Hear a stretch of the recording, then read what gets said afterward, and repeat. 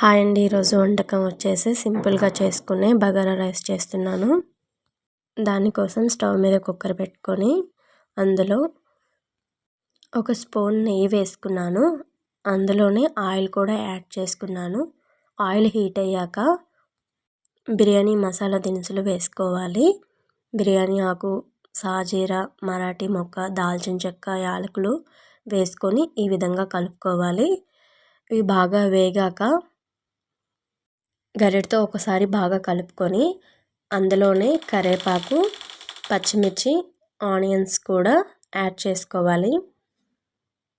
వేసుకున్న తర్వాత ఒకసారి బాగా కలుపుకోవాలి. ఒక 2 నిమిషాలు ఈ విధంగా బాగా కలపాలి.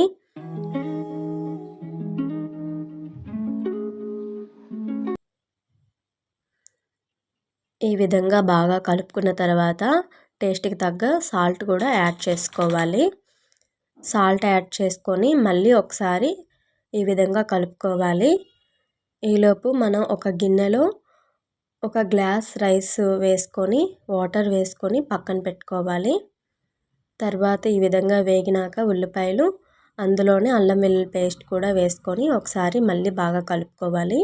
మంట మీడియం ఫ్లేమ్లో పెట్టుకోవాలి, లేకపోతే అడుగంటే ఛాన్స్ ఉంటుంది. తర్వాత ఈ విధంగా కలుపుకొని పచ్చివాసన మొత్తం పోయాక అందులోనే టమాటాలు కూడా యాడ్ చేసుకొని ఈ విధంగా కలుపుకోవాలి. మంట మీడియం ఫ్లేమ్లో పెట్టుకొని ఈ విధంగా కలుపుకోవాలి.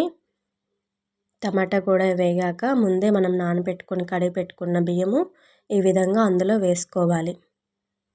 ఈ విధంగా వేసుకున్న తర్వాత ఒక గ్లాస్ బియ్యానికి 2 గ్లాసుల వాటర్ యాడ్ చేసుకొని ఈ విధంగా చుట్టూ కలుపుకుంటూ కొత్తిమీర కూడా యాడ్ చేసుకొని తర్వాత కుక్కర్ మూత పెట్టుకొని 3 విజిల్స్ వచ్చినాక స్టవ్ ఆఫ్ చేసుకోవడమే. సింపుల్గా చేసుకునే బగారా రైస్ రెడీ అయిపోతుంది.